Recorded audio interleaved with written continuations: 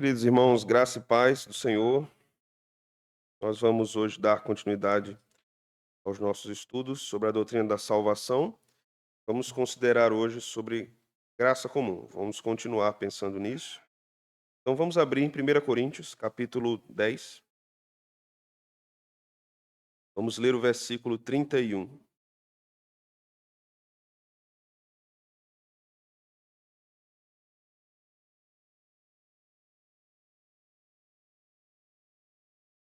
Primeira epístola de Paulo aos Coríntios, capítulo 10, versículo 31.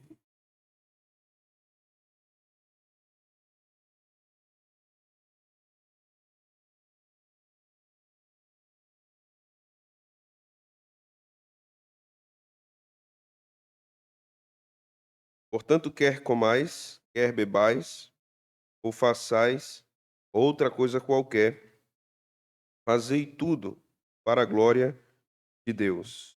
Amém. Podem sentar, meus irmãos. No nosso estudo anterior, nós introduzimos este assunto que é muito importante no campo da teologia sistemática, que é a graça. Então, sabemos, de modo geral, que a graça é um favor imerecido de Deus para os homens. Sabemos também, quando pensamos sobre a graça, nós precisamos pensar forma que nós relacionemos a graça ao seu operar salvador, seu operar salvífico, e também devemos pensar na graça no seu operar restringidor do pecado, que basicamente não é a mesma coisa, embora exista relação entre o que nós chamamos de graça especial e graça comum. Basicamente, quem usa esse termo de forma mais própria na teologia, graça comum, é um teólogo holandês chamado Abraham Kuyper. Kuyper foi pastor da Igreja Reformada holandesa, começou pastoreando uma pequena igreja de irmãos camponeses, e aqueles irmãos eram bem bíblicos, bem reformados. Kuyper tinha acabado de sair de um seminário liberal, e era liberal. E aquele povo passou muito tempo sem pastor, e agora, quando chegou um pastor, chegou um liberal. Então o povo se reuniu e disse: vamos orar e vamos evangelizar o pastor, porque não tem outro pastor, só tem esse. Então agora é a gente pedir graça a Deus para que o pastor se converta e seja crente. E Deus ouviu a oração do povo. É engraçado essa história, né? Deus ouviu o coração do povo, a oração do povo, e Kuyper teve a sua mentalidade transformada, e a sua igreja local foi um instrumento de Deus para que isso acontecesse. Daquela pequena igreja que Kuyper lidava com irmãos muito pobres, de difícil condição financeira, ele foi para uma outra igreja, um pouco maior, e depois para uma outra igreja ainda bem maior do que as duas anteriores. Depois disso, Deus dá uma direção distinta a Kuyper. Ele se licencia do ministério pastoral, pede uma licença e assume o posto de primeiro-ministro da Holanda. Kuyper foi um homem muito importante no contexto holandês. Ele foi um político importante, fundou o Partido Antirrevolucionário na Holanda. Existiam duas polarizações ali, basicamente. Uma polarização política de conservadores e outra polarização política de socialistas. E Kuyper tenta desenvolver uma teologia pública a fim de que a Holanda tivesse um direcionamento com base na teologia reformada para todas as áreas. E então ele funda a Universidade Livre de Amsterdã. A ideia de livre aí, o adjetivo de livre, se dá porque ela não tinha amarras com as designações estatais que normatizavam as universidades.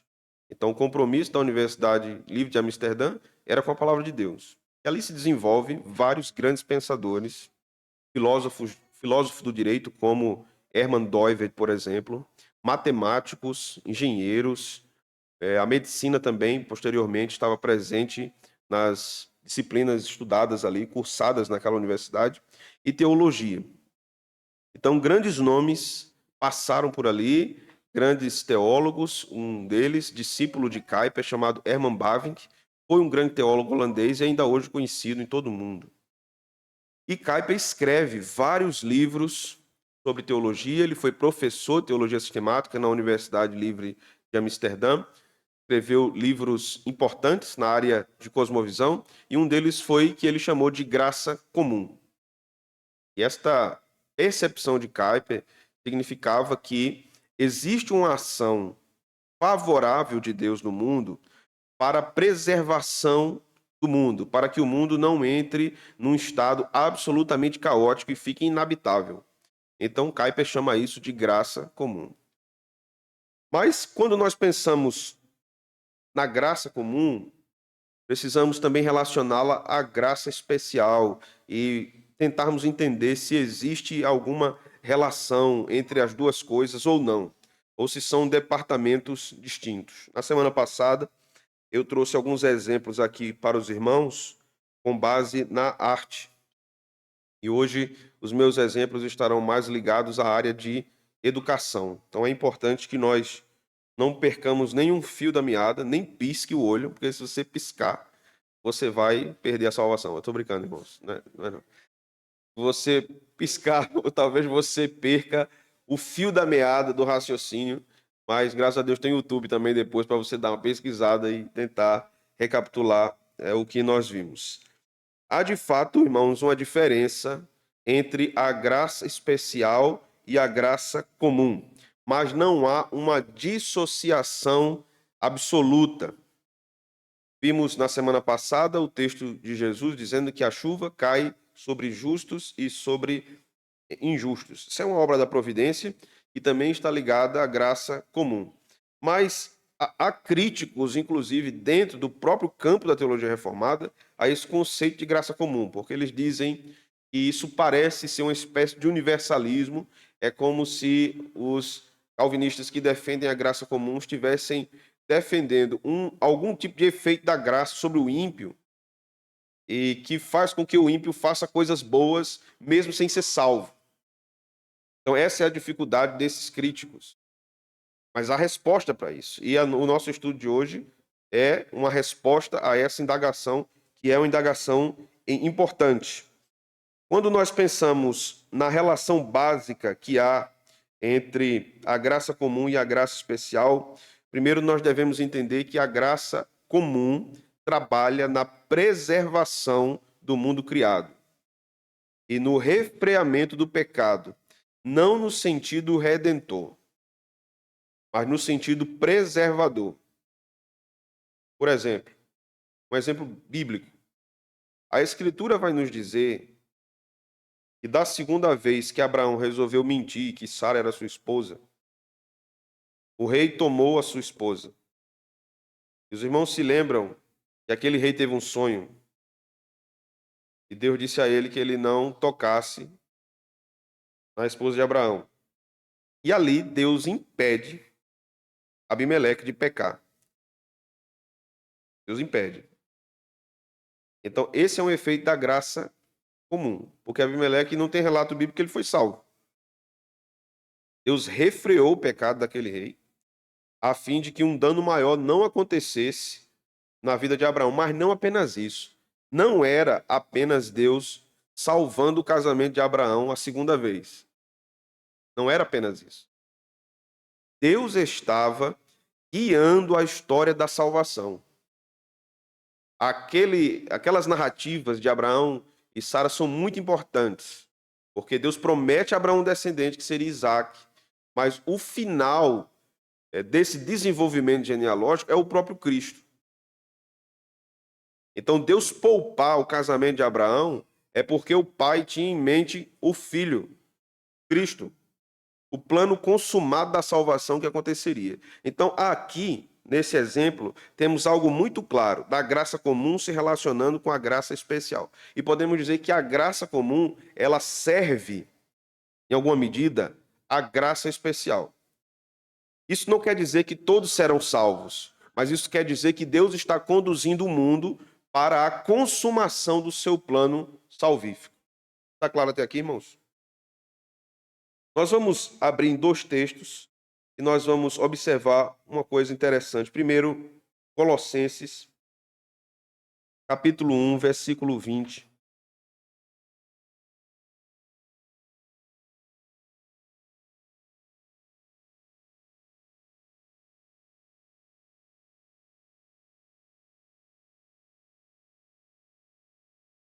E através dessas duas passagens que nós vamos ler, em Colossenses e em Romanos, eu pretendo esclarecer mais para os irmãos esta relação da graça comum com a graça especial.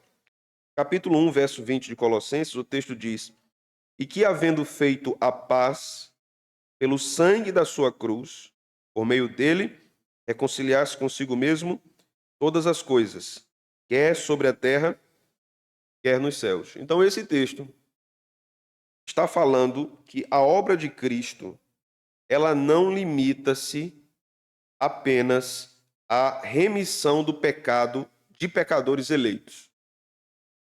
Mas o texto de Paulo nos diz que a morte de Cristo, o sangue vertido na cruz, promove uma reconciliação de toda a criação com Deus Pai. Porque os irmãos se lembram que quando Adão peca e cai, Deus profere maldição sobre Adão, sobre Eva, sobre a serpente e sobre a terra. Lembram disso? A terra produziria cardos e abrolhos. A serpente iria rastejar. A mulher daria à luz com dores de parto. E o homem comeria do suor do seu rosto. São as maldições de Deus para as criaturas e para a criação. Então ali nós observamos que o pecado subjuga a criação quando ele entra. Então a criação é vitimada pelo pecado, não apenas os homens, toda a criação. Daí a explicação dos desequilíbrios ambientais, daí a explicação da proliferação de pragas, de doenças, daí a diminuição da nossa longevidade. Nós observamos isso na própria Bíblia. Crentes que viveram 900 anos, depois vai diminuindo, diminuindo, diminuindo, até que o Salmo vai dizer, e aquele que chegar a 70 anos, dê graças a Deus. Né? Isso são os efeitos do pecado na criação. Claro que há muitas explicações científicas que corroboram o que a Bíblia diz, que não contradizem, né? O que a gente come, o quanto a gente dorme, o tipo de vida que a gente leva, tudo isso faz a gente ir morrendo mais ligeiro, né? Claro que no final das contas está tudo no decreto de Deus, mas isso não tira a nossa responsabilidade, né? Então se a gente está procurando a morte dia após dia mais rapidamente, ela vai chegar, porque nós estamos não nos preservando, podemos dizer assim. Então, nesse texto, nós aprendemos que a obra de Jesus na cruz reconcilia consigo mesmo todas as coisas, quer nos céus, quer na terra. A ideia de céus e terra aqui é a ideia de universo. Para o pensamento hebraico, não existe a palavra universo. Isso é uma palavra grega, né? Cosmos. Significa ordem. Para o pensamento hebraico não existe esse tipo de conceito. Para o pensamento hebraico é céus e terra. Por isso que em Gênesis 1 o texto não começa dizendo, no princípio, Deus criou o universo. Começa dizendo que Deus criou os céus e a terra, que é o universo. E não existe uma palavra para o universo. Quando o homem cai, todo o universo cai. Quando o segundo Adão morre pelos pecados dos eleitos, a sua morte, observe, a sua morte tem um efeito também na criação. A salvação em Cristo, ela alcança toda a criação, embora nem todos os homens sejam salvos, mas toda a criação será alcançada pela obra de Cristo. E a gente vai ver isso com mais clareza em Romanos 8. Vamos para lá?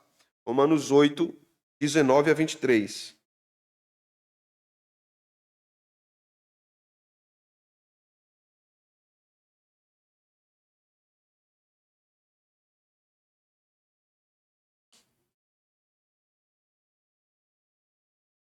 Nesse capítulo, Paulo trata sobre os três gemidos. São os famosos três gemidos do capítulo 8 de Romanos.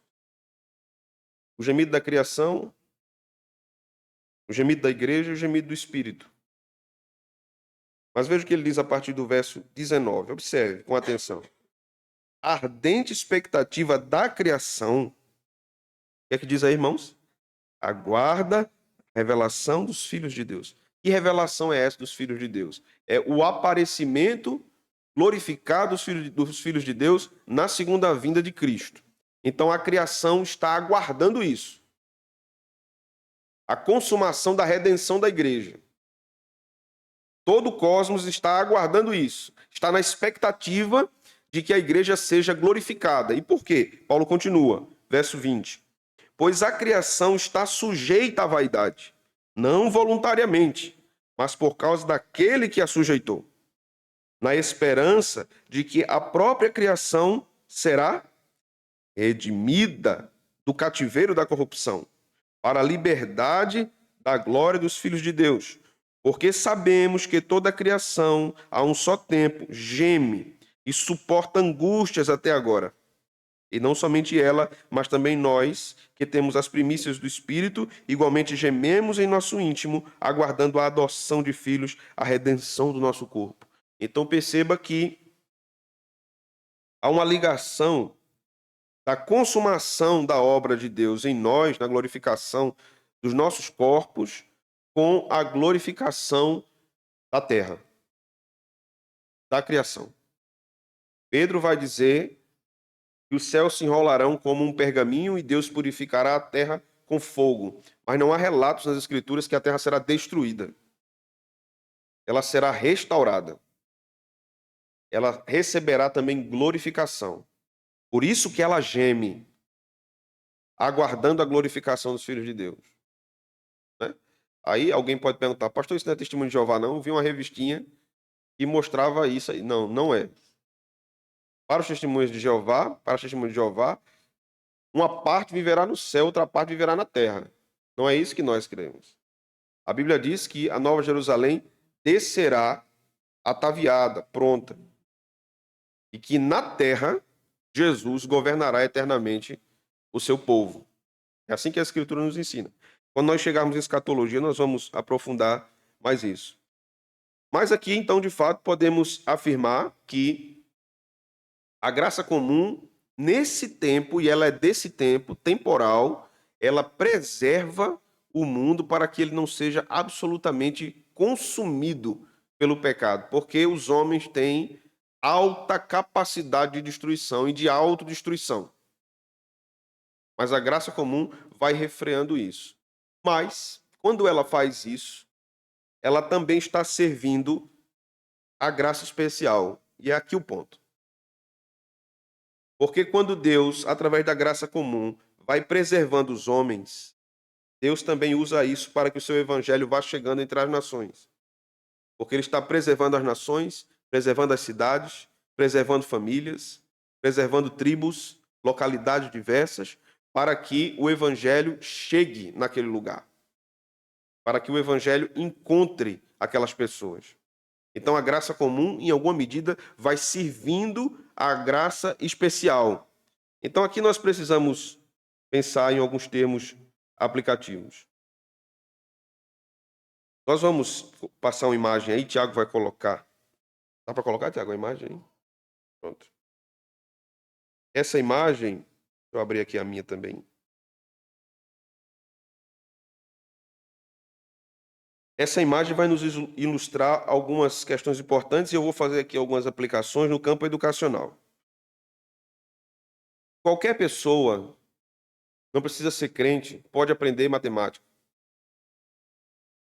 Certo, irmãos? Pode aprender geografia, pode aprender história, pode aprender biologia, pode aprender qualquer campo científico, ciências contábeis, ciências jurídicas, filosofia, medicina. Qualquer pessoa que é dada ao estudo pode aprender qualquer área. E esse era o caminho pensado na Idade Média, na educação clássica. O aluno clássico era formado para estudar qualquer coisa absolutamente. Então, a sua formação básica fazia com que ele tivesse habilidade suficiente para ir para qualquer campo. Ele só ia escolher qual era o campo. Mas não era uma questão de dom. Hoje a gente tem esse tipo de conceito. Não, porque tem gente que tem o dom para o direito, tem o dom para a medicina, tem o dom, né?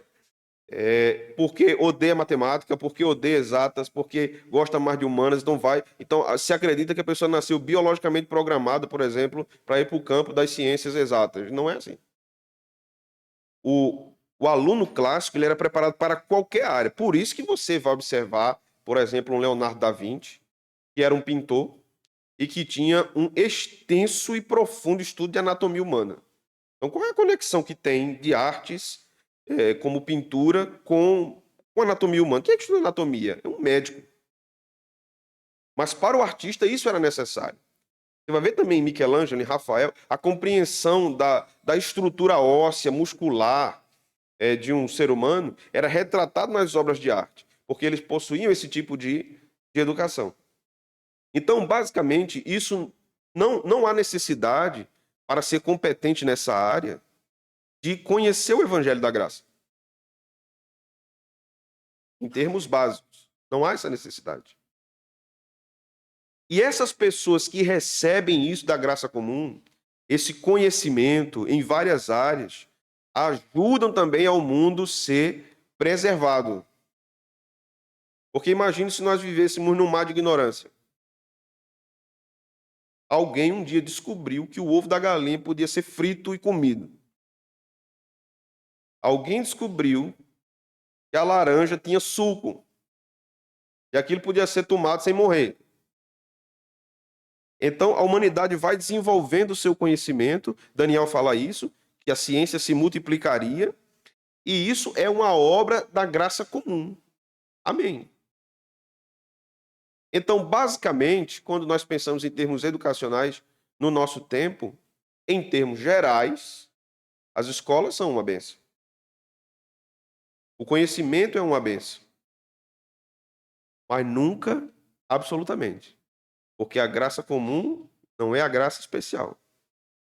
Não é possível até alguém desenvolver vários projetos e avanços por obra da graça comum e nunca reconhecer a glória de Deus. Daí agora a importância de nós pensarmos por outro prisma, por outro viés. Aí eu volto para a Idade Média. Na educação clássica da Idade Média, hoje mais não, mas na educação clássica da Idade Média você tinha um pilar, que se chamava de trivium. 3 vias, 3 rios. Gramática, lógica e retórica. Gramática não se limitava à sintaxe, análises morfológicas, mas à compreensão e à interpretação das coisas.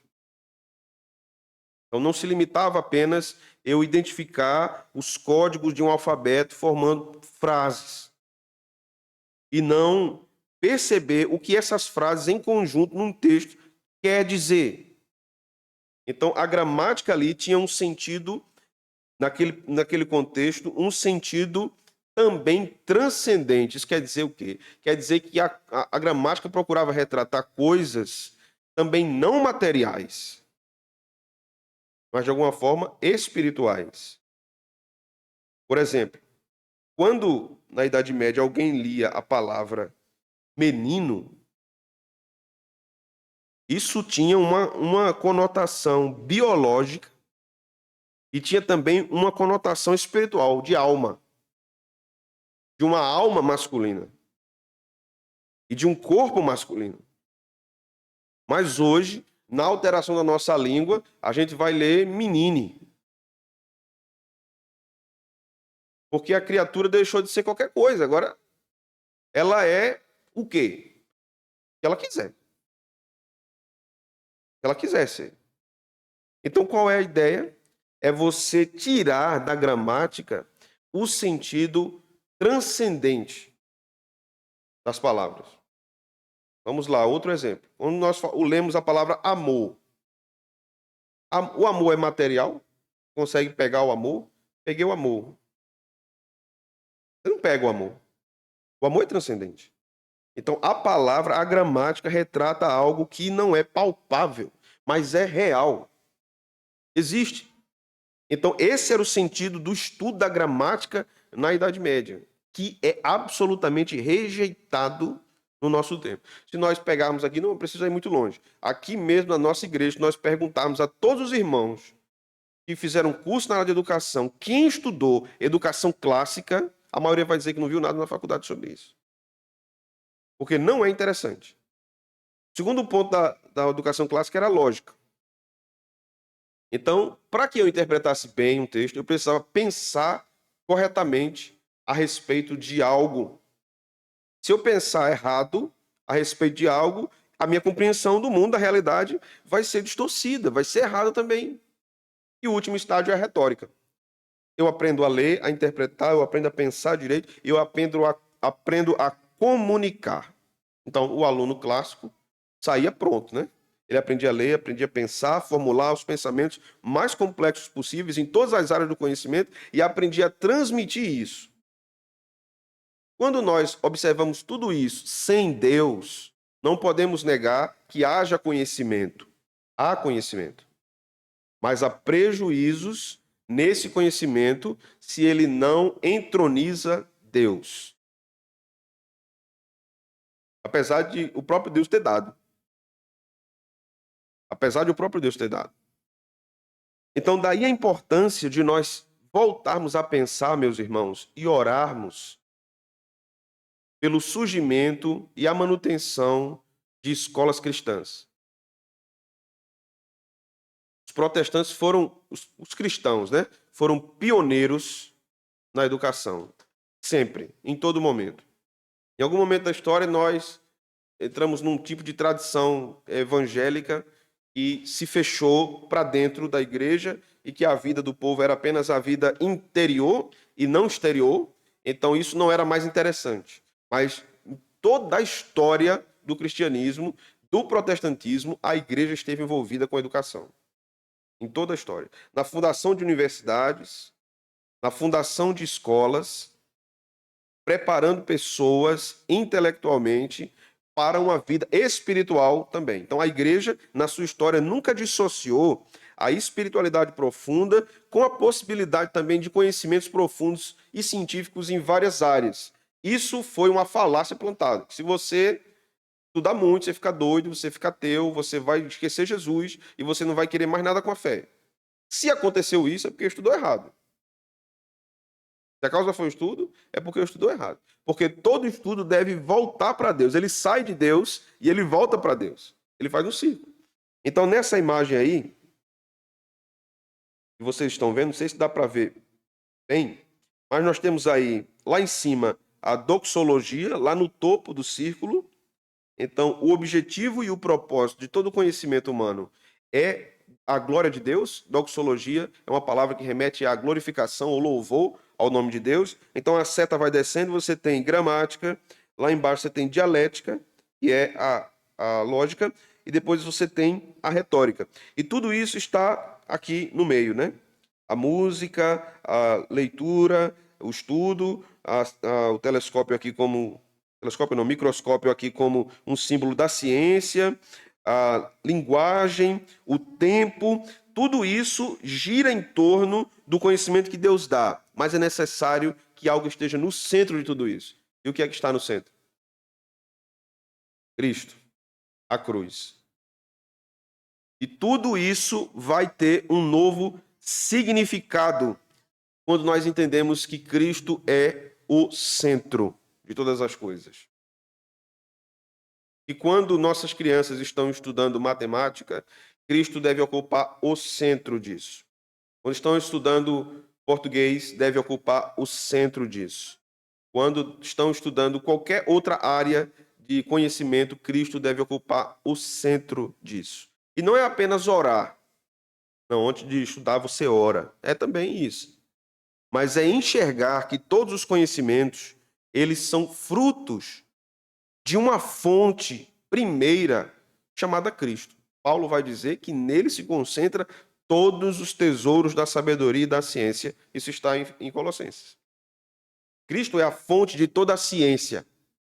Ele é a fonte de todo o saber. Ele é a fonte de toda a linguagem. Por isso que a Bíblia chama ele de Logos. Então, em Cristo está todo o conhecimento.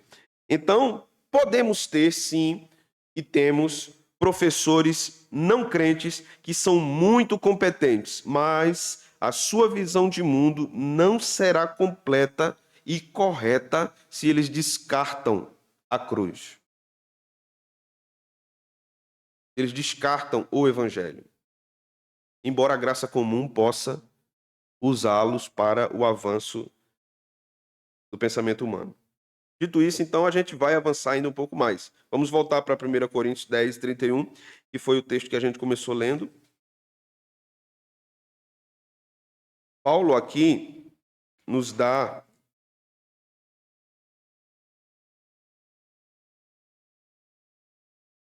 um ensino muito importante. Quer comais, quer bebais ou façais qualquer outra coisa, façam isso para a glória de Deus. Aqui, em primeiro lugar, esse versículo, ao meu ver, é a definição mais profunda do que é pecado. Então, tudo que você faz que não é para a glória de Deus é pecado. Essa é a definição mais precisa no Novo Testamento do que é o pecado, né? A gente costuma ouvir a definição clássica de errar o alvo, mas tudo que não é para a glória de Deus é pecaminoso. E outra coisa, tudo que eu faço deve glorificar a Deus. Então, aqui há também a junção da graça comum e da graça especial. Porque aqui é uma glória que é dada a Deus de modo consciente. Eu estou comendo para a glória de Deus, consciente disso, e estou bebendo para a glória de Deus, consciente disso, diferente do ímpio. Então, o ímpio pode realizar ações que Deus usa para se glorificar através delas, mas o ímpio não glorifica a Deus conscientemente. Ele se envaidece. Mas Deus usa o seu conhecimento e as suas ações para se glorificar e cobrará a arrogância do ímpio em algum momento de sua vida. Então, existe essa tensão na administração que o ímpio tem com o seu conhecimento. Ele acha que ele é a pessoa mais capaz, que ele é o mais inteligente, que ele chegou ali porque ele é a pessoa, ele é gênio. Ele não direciona aquilo para Deus em nada na sua vida. O crente não. O crente sabe que o fato de Deus ter dado a ele o que comer é obra da graça comum, porque Deus está o preservando da morte. Mas também tem relação com a graça especial, porque Deus o ama como filho. Deus o ama como filho. Quando o crente adoece, ele pode até pensar, de fato, que a mão abençoadora de Deus está suspensa. Mas se Deus providenciou a medicação, o médico, ainda que a enfermidade esteja lá, a graça comum está presente e a graça especial também, porque Deus está mostrando amor ao seu filho, à sua filha. Então a graça comum e a graça especial estão andando juntas aí. Mas há uma relação também, irmãos, da revelação geral de Deus com a graça comum e a consciência. Vamos recapitular lá atrás, vocês estudaram sobre revelação geral. A revelação geral é a forma de Deus mostrar-se na criação. Não é assim? Então, os céus manifestam a sua glória e o firmamento anuncia as obras de suas mãos. Deus se revela na criação. Aprendemos que a criação não salva. Essa revelação geral não tem o poder de guiar o homem à salvação. Não foi assim que nós aprendemos? Mas ela proclama a glória de Deus e condena o ser humano. Não tem o poder de salvá-lo. A graça comum tem ligação com isso. A graça comum também tem ligação com a consciência, porque a revelação geral não está apenas na natureza. A revelação geral está também no homem, no ser humano. Vamos ver isso nas Escrituras. Romanos, capítulo 2, versículo 14 e 15.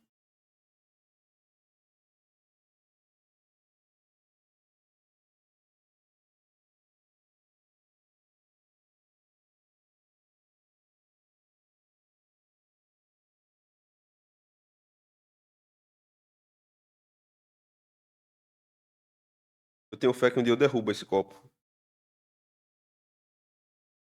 Toda quinta eu acho que eu vou dar. Capítulo 2, verso 14 e 15. Quando, pois, os gentios que não têm lei, veja só, viu? Quando, pois, os gentios que não têm lei procedem por natureza de conformidade com a lei, não tendo lei, servem eles de lei para si mesmos. Vamos lá. Primeiro, que lei é essa? Quando ele diz aqui, quando, pois, os gentios que não têm lei, que lei é essa? A primeira lei, o decálogo, né? A lei de Moisés. Quando, pois, os gentios não têm lei, procedem por natureza de conformidade com a lei. Não tendo lei, servem eles de lei para si mesmos. Então, observe que eles não têm a lei de Moisés, são pagãos, não vivem pela palavra de Deus, mas existe uma lei escrita dentro deles. Veja o verso 15. Estes mostram a norma da lei gravada no seu coração, mesmo não tendo a lei de Moisés, não conhecendo a Deus como seu Salvador. Testemunhando-lhes também a consciência e os seus pensamentos mutuamente, acusando-se ou defendendo-se. Então, há um registro de Deus no coração, na mente de todos os homens, do que é correto e do que é errado. Então, esta coisa que a gente chama de consciência é um tribunal moral que Deus põe dentro do homem, que mesmo não tendo a palavra, não tendo conhecimento de Deus, ele sabe o que deve e o que não deve fazer. E quando faz errado, recebe condenação na sua consciência. Quando faz certo, recebe aprovação. Isso é a operação da revelação geral e da graça comum no coração do ímpio. Não é salvação. Não é a graça salvando o ímpio, mas dando ao ímpio uma base ética. Uma base ética. Então, daí a explicação de nós conhecermos pessoas que não servem a Deus e são éticos, são justos, são corretos, são honestos, mas não servem a Deus. Mas isso não é suficiente para salvá-los. Mas é uma operação da revelação geral e da graça comum na vida daquelas pessoas. Quando Paulo vai falar de uma consciência cauterizada, significa que esta operação de acusar e defender está dormente, está leproso. Ele não sente aquilo afetá-lo mais. Então a consciência não faz mais discernimento do que é certo e errado e pode fazer as coisas mais cruéis do mundo sem sentir peso com isso. Por causa do pecado. Obviamente é uma questão interessante de relação em termos de ciências psicológicas, que há pessoas com certos distúrbios psicológicos que vão também ter esse tipo de, de vida, de relação com o que é certo e errado. Ali é uma afetação direta na mente e que é uma questão relacionada à enfermidade. Mas há também nos seres humanos algo em menor grau, não tão intenso, que faz com que eles tenham a consciência cauterizada e façam as coisas mais cruéis do mundo, sem sentir peso. Um exemplo nas Escrituras, o apóstolo Paulo. O apóstolo Paulo que perseguia os crentes, afirmando que era zeloso. Então aquilo fazia parte do seu judaísmo. Até que teve um dia que Deus descauterizou a sua mente. Por isso que Jesus disse, dura para você recalcitrar contra os aguilhões, porque a consciência de Paulo estava sendo ferida pelo evangelho. E possivelmente o aguilhão que aferroava Paulo era a morte de Estevão. Porque quando nós lemos os discursos de Paulo em Atos, nós vamos perceber que por duas vezes ele, quando fala da sua conversão, ele fala da história de Estevão. Então é possível que aquele seja o aguilhão. E Deus usa a cena do martírio de Estevão para aferroar a consciência de Paulo, que estava cauterizada, e então Jesus o encontra e o salva e o transforma ali. Né? Então, nós temos também em Romanos 1, 18 a 21, veja só. Um outro texto de Paulo que nos mostra algo que relaciona a revelação geral, a consciência e a graça comum. O texto diz: a ira de Deus se revela do céu 1:18. Contra toda impiedade e perversão dos homens que detêm a verdade pela injustiça. Observe a linguagem de Paulo. Primeiro, Paulo está falando de uma revelação. Uma revelação da ira. Não do evangelho da salvação, mas uma revelação da ira. A ira de Deus se revela do céu contra toda a impiedade e perversão dos homens que detêm a verdade. Ou seja, eles têm a verdade. Eles têm a verdade, mas ela é impedida de progredir por causa da injustiça dos homens. Então, Paulo está dizendo aqui, não há um ser humano sequer na face da terra que não tenha conhecimento de Deus. Não há. Todo ser humano tem conhecimento de Deus. Todo ser humano. Pode não ter do Deus Salvador, de Jesus Cristo, da mensagem de salvação, mas todo ser humano tem um testemunho que existe um Criador. E esse testemunho está dentro dele. Dentro dele. Veja o versículo 19. Porquanto o que de Deus se pode conhecer é manifesto entre eles, porque Deus lhes manifestou. Está falando dos ímpios. Então, todo o conhecimento que eles têm de Deus foi Deus quem deu. Verso 20. Porque os atributos invisíveis de Deus, assim o seu eterno poder, como também a sua própria divindade, claramente se reconhecem desde o princípio do mundo, sendo percebidos por meio das coisas que foram criadas.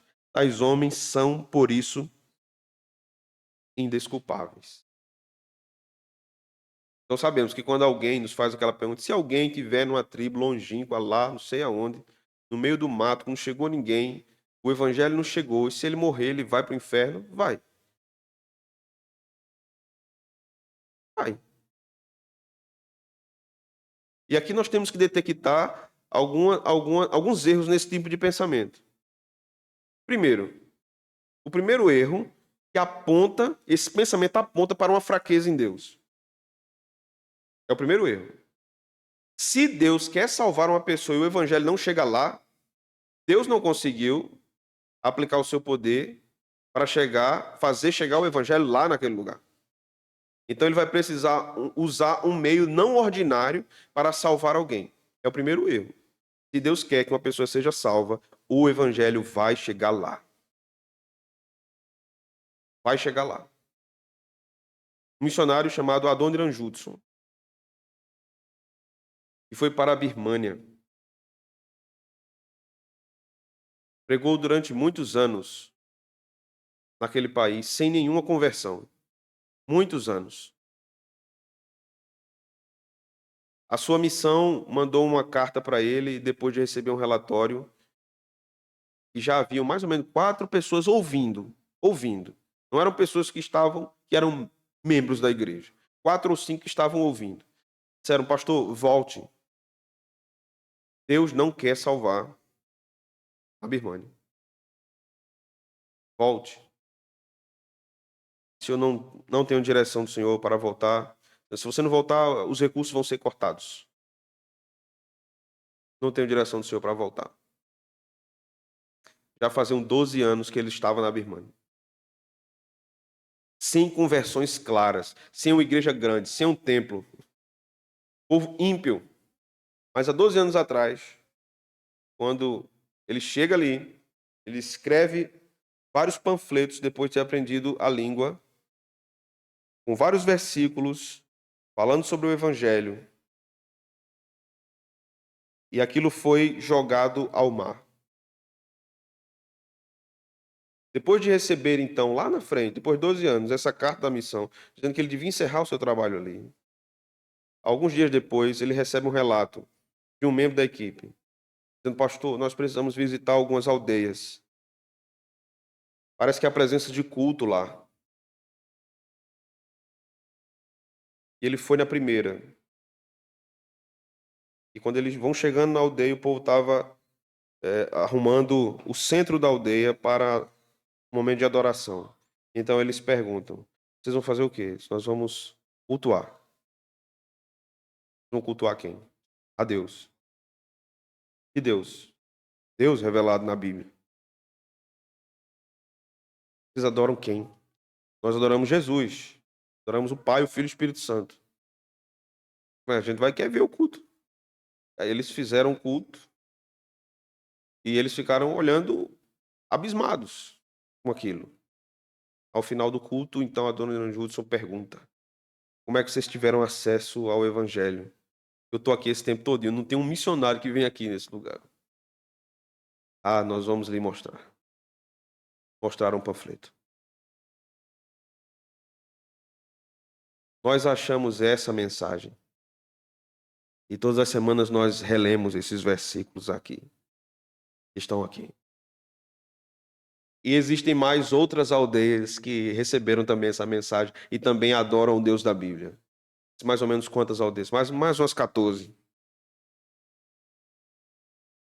Quando Deus quer salvar, Deus faz o evangelho chegar. Aí alguns podem perguntar, mas Deus condena inocentes? Não. Se forem inocentes, Deus não vai condenar. O problema é quem é essa pessoa. Porque Paulo diz, todos pecaram, instituídos estão da glória de Deus. O evangelho vai dizer que todos são inimigos. Então não existe inocente. Não existe ninguém que não mereça a condenação. Não existe essa pessoa. Só Jesus. Se Deus quer salvar, o evangelho vai chegar. E Jesus disse que ainda que a igreja se cale, as pedras clamarão. Então Deus vai fazer chegar o evangelho. É claro que a igreja não pode acomodar-se, ela deve avançar na pregação do evangelho e deve empreender muitos esforços para que o evangelho avance em vários lugares e alcance muitas pessoas. Então, uma outra aplicação possível dessa harmonia entre graça comum e graça especial que eu posso fazer aqui nessa noite é a importância do trabalho de tradução das Sagradas Escrituras. Nós temos ali um conjunto de estudiosos, sociólogos, psicólogos, linguistas, tradutores, teólogos, filólogos, todos trabalhando para fazer uma tradução para alguma tribo que ainda não tem a palavra de Deus na sua própria língua. Esta obra, baseada no conhecimento que eles adquiriram, é uma obra da graça comum, dando conhecimento aos homens. Mas o produto, tradução das Escrituras, e levando esse produto para as pessoas que não conhecem o Evangelho, é obra da graça especial. Então a graça comum e a graça especial vão trabalhando juntas, daí a importância também, irmãos, da igreja olhar para esse tipo de trabalho que é praticamente menosprezado pela maioria das igrejas. Quando nós pensamos em missões, nós basicamente pensamos em missionários que já estão lá no campo, instalados e precisam de sustento. Isso é legítimo e é importante. E eles precisam realmente de sustento. Mas existem outros crentes precisando de sustento, trabalhando na tradução das Sagradas Escrituras. Eles dedicam tempo integral a isso. Há centros grandes espalhados pelo Brasil, de missionários e missionárias que estão lá trabalhando na tradução das Sagradas Escrituras para línguas indígenas ou línguas de alguma tribo africana, estão trabalhando do Brasil. Há um grande contingente de cristãos trabalhando na tradução das Escrituras. É importante que a igreja também olhe para isso e envie recursos para esse trabalho, para que esse trabalho seja mantido, esse material seja impresso e seja dado ao povo. Imagine você, um povo passar 10, 15 anos apenas com um evangelho. É uma bênção ter um evangelho. Mas nós temos outros 65 livros na Bíblia que o povo não tem e precisa ter. A alegria desse povo quando recebe um exemplar das Escrituras, ou mesmo um evangelho, é uma coisa impressionante. Impressionante. Né? Ronaldo Lidório passou basicamente 9 anos no continente africano, trabalhando com evangelização e tradução das Sagradas Escrituras, e não conseguiu terminar o Novo Testamento. 10 anos é muito tempo, irmãos. Então, traduzir a Bíblia toda leva muitos anos, é um trabalho de muita perícia da língua do povo e do texto das Sagradas Escrituras. Não é basicamente a tradução do português para uma língua, é a tradução do hebraico e do grego para uma língua. Né? Observando outras traduções. Isso é obra da graça comum. Deus operando no mundo caído. Mas a graça comum, como nós também já vimos, opera também no exercício dos governos e das instituições humanas. Vamos abrir em Romanos ainda, capítulo 13.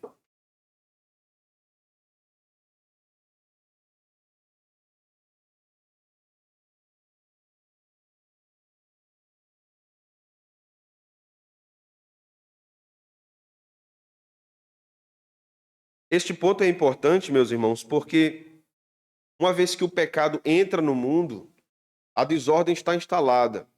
Então imagine só se nós não tivéssemos governos civis e autoridades. Muita gente não rouba porque tem medo de ser preso. Só por isso.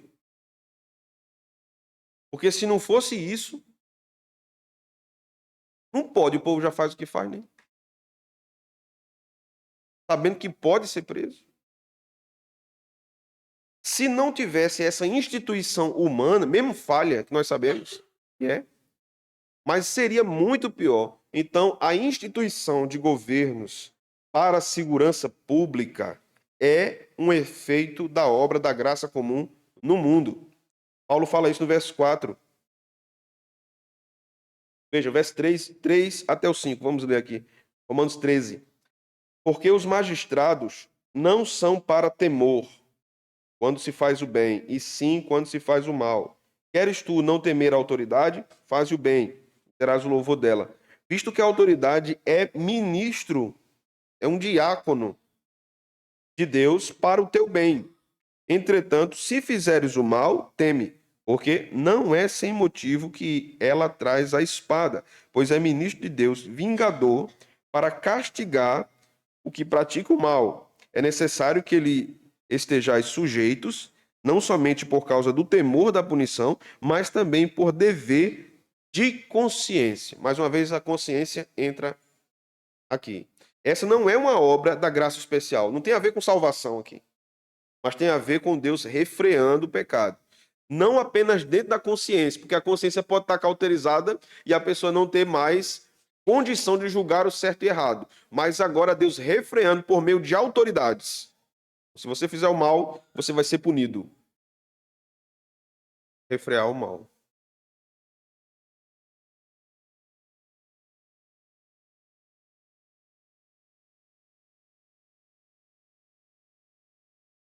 Uhum.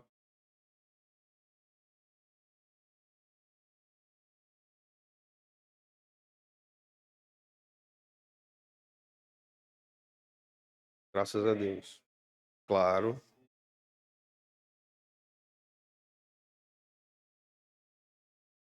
Uhum. Exato.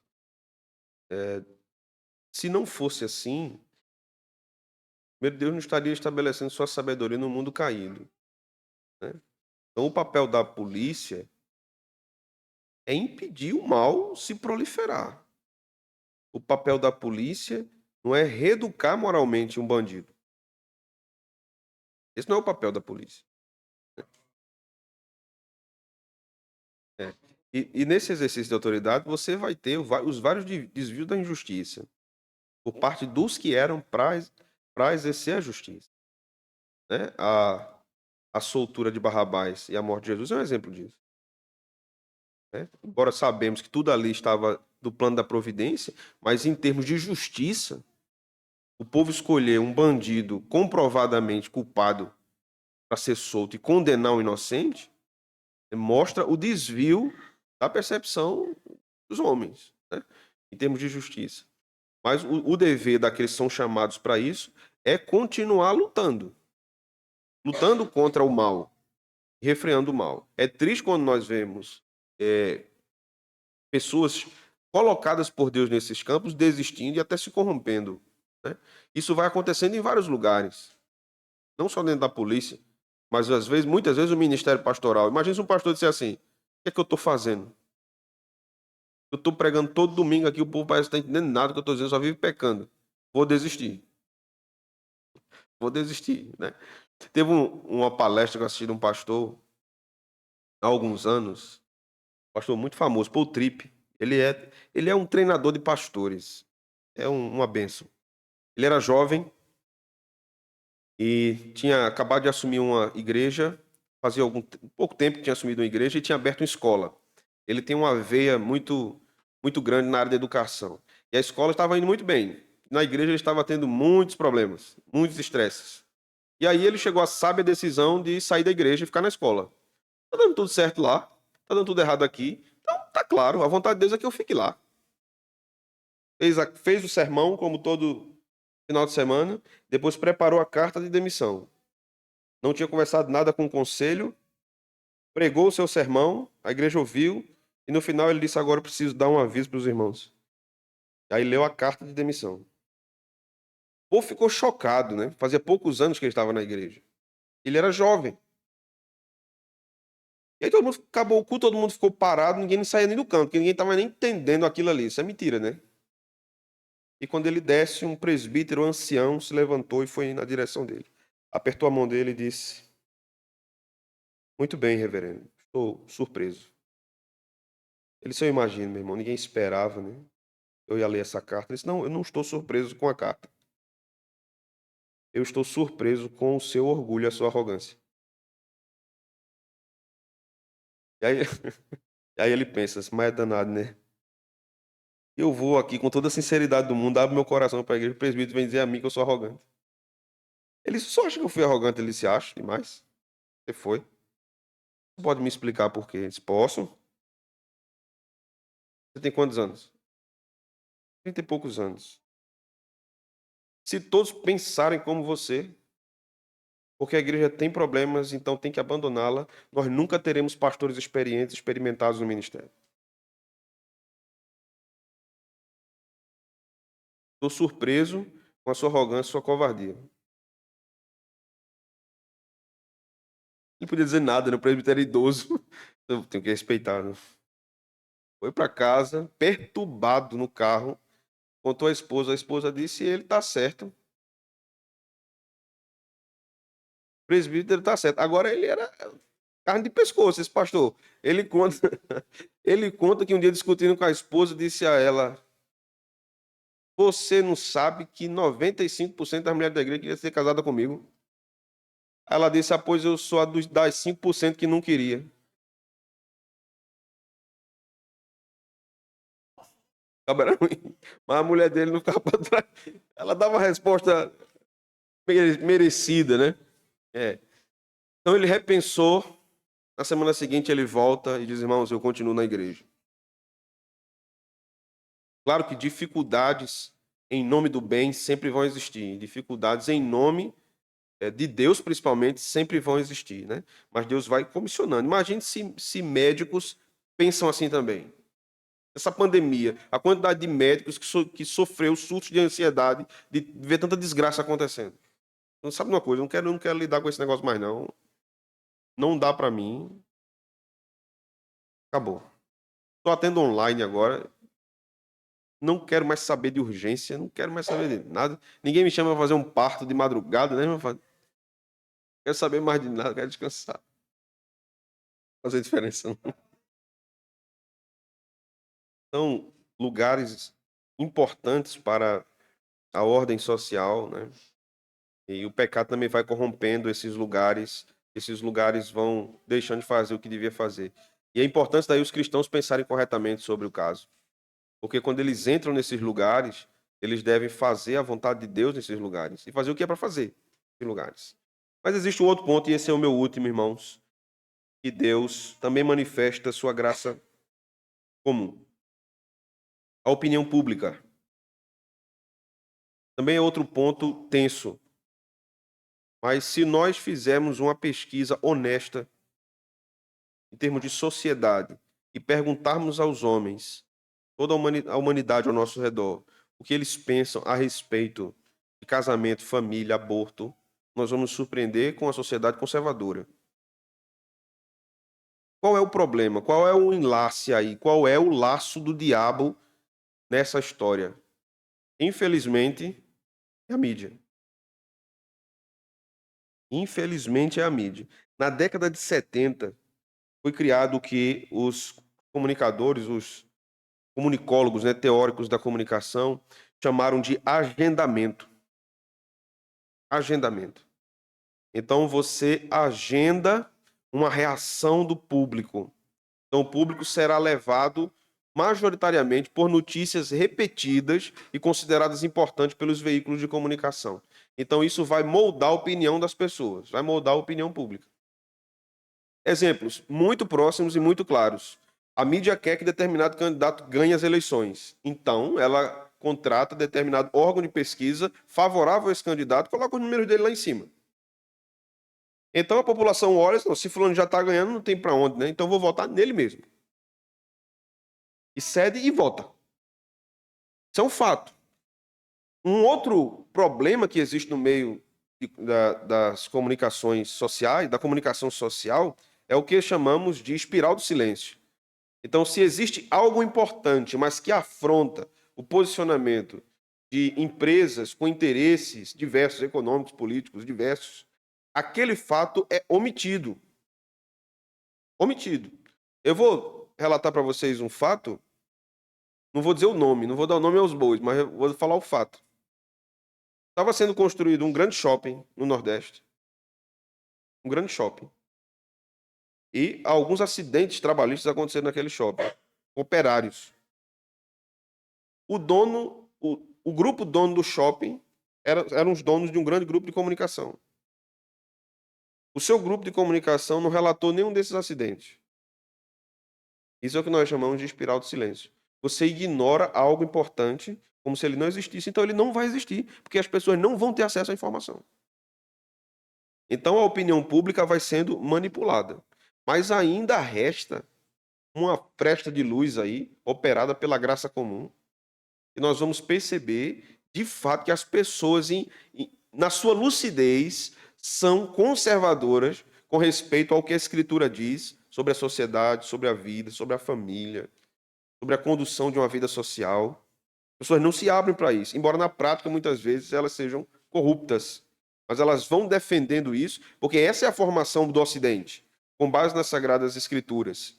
Então, a opinião pública também serve para frear, de fato, o mal no mundo. Não absolutamente, mas em alguma medida serve. Amém, meus irmãos? Eu tenho algumas coisas aqui ainda, mas nosso horário já foi. Vocês têm alguma pergunta? Pode fazer, Sandro.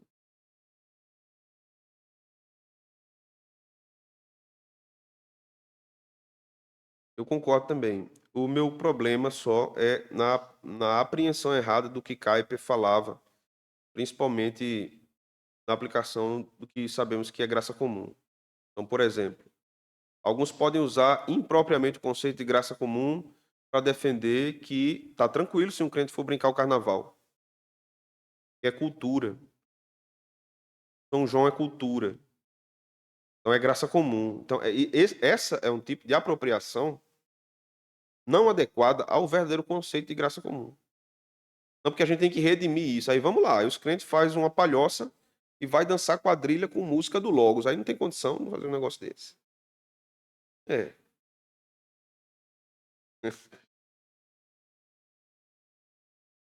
Tem condição. Né? Eu até gosto de Sal da Terra. Né? A questão não é nem o estilo musical, mas é a apropriação de questões culturais que são afrontosas à fé. São afrontosas à fé. Né? Então, é preciso que a igreja também tenha cuidado, por um outro lado, para não tornarmos a fé bíblica uma característica europeia. Esse é um outro extremo. Então, de fato, só seremos bíblicos se os nossos templos tiverem um design europeu, a música for europeia, a roupa do povo for europeia também, os penteados das irmãs também, o paletó, a gravata, né, que vem de toda essa tradição. Então, se a gente não recebe um pastor que não prega de paletó, não, tem que pregar de paletó. Eu fui numa igreja uma vez que o pastor que chegou comigo para pregar estava de suspensório. Aí o pastor da igreja disse: ó, pastor aqui não prega de suspensório, não, nem de suspensório, nem de gravata borboleta. Aí ele disse: por quê? Disse, porque eu odeio, eu acho horrível. Pode tirar a gravata. Aí o cabo foi, tirou, coitado, meu Deus. Tirou a gravata borboleta dele. Aí ele disse: o que é que você achou? Eu disse: não, eu realmente eu acho feio. Mas também aí também já é demais. Então, claro que bom senso é necessário, né, para os ambientes onde nós estamos. Mas, voltando para a questão do Kuyper, eu acho que houve muito desvio da teoria do Kuyper, da teoria original do Kuyper, né? Então, quando você fala a respeito da influência dos cristãos na sociedade, você tem basicamente dois caminhos. O primeiro é de guerra cultural, então são os crentes saindo para brigar por tudo no mundo. Eles querem brigar pelos cargos políticos, eles querem brigar pelos poderes desse mundo e vão se esquecendo do exercício normal de sua fé. E o segundo caminho, há caminhos positivos também aqui na guerra cultural, mas o segundo caminho é a igreja fazer um trabalho de fundamentação, sempre de fundamentação. Então, quando o básico a igreja não está fazendo, que é catequizar o seu povo e doutriná-lo. O básico. Se nós já tivéssemos isso, um povo crente que conhece a doutrina e conhece a palavra de Deus, isso já é muito. Já é muito. Se nós orássemos em casa, tivéssemos culto familiar, viéssemos para a igreja, tivéssemos uma vida com a comunidade, já era muito. Mesmo se a gente não tivesse nenhum cargo público. O problema é que nem o dever de casa a gente está fazendo. E aí o cara que quer influenciar o Brasil, aí vai para um poder político, não sabe nada de economia, não sabe nada de direito, não sabe nada de lei, não sabe de nada de cultura, não sabe de nada de teologia, aí ele quer ser o representante dos evangélicos no Brasil. Aí é uma decadência. Porque não é só defender o interesse do povo evangélico. O grande perigo do interesse dos evangélicos no Brasil por política é isso. Porque são pessoas que querem ingressar no ambiente político para defender apenas o interesse dos evangélicos, mas não exercer um governo justo com base na graça de Deus, graça comum e graça especial no mundo caído. Então você vai para governar por uma fatia. Eu vou porque os evangélicos me colocaram, então eu vou lutar aqui pelos evangélicos. Para a gente ter uma festa, para a gente ter um negócio, para a gente arrumar um dinheiro, para abençoar o povo de Deus. E você não lida com questões mais amplas de saúde, educação, de tudo isso, né? Então temos muita gente interessada em entrar nos ambientes públicos, mas pouca gente preparada. A igreja tem um papel nisso, muito importante, de preparar os crentes. As famílias também têm. A igreja tem um papel de orar e repensar o seu papel social, não trocando a sua missão de evangelizar e de adorar a Deus por questões de ordem social. A igreja não é uma associação, a igreja é uma comunidade de fé. Mas a igreja, quanto os membros, em relação aos membros, não a instituição, eles devem despertar. Então, empresários evangélicos que Deus tem abençoado estão direcionando parte dos seus valores para traduções da Bíblia, para a obra missionária, para projetos científicos liderados por cristãos. Estão fazendo isso? Na maioria das vezes, não. Estão liderando algum tipo de projeto, inclusive social, no mundo, no sertão, em lugares carentes, para abençoar pessoas? Não. Então, tudo é canalizado para a igreja, como instituição. A igreja tem que fazer, a igreja tem que fazer, a igreja tem que fazer. Quando os cristãos deveriam estar fazendo, invadindo todas essas esferas, né? Então, muito do que Kuyper disse, muito não, tudo o que ele disse é muito importante. Mas a grande questão é como a igreja tem pensado e recebido isso, sem agir em relação ao que Deus diz na sua palavra, da influência da igreja no mundo, né? Ou trocando a ordem das coisas. Paramos de evangelizar para fazermos ação social.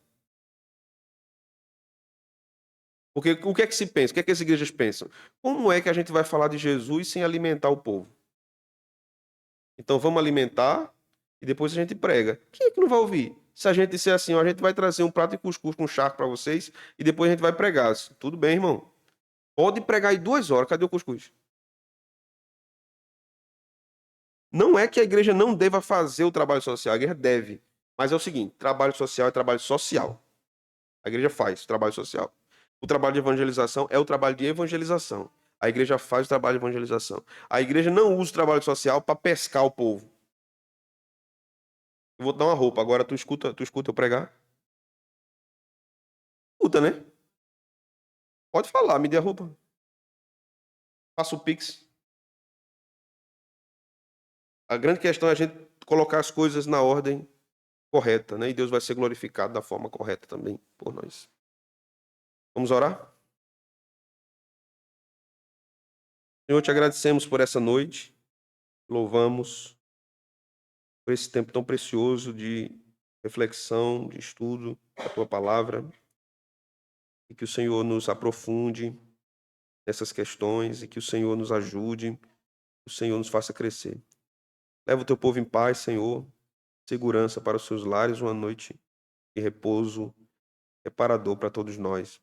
No nome de Jesus é o que nós pedimos. Amém. Amém. Meus irmãos, que Deus nos abençoe.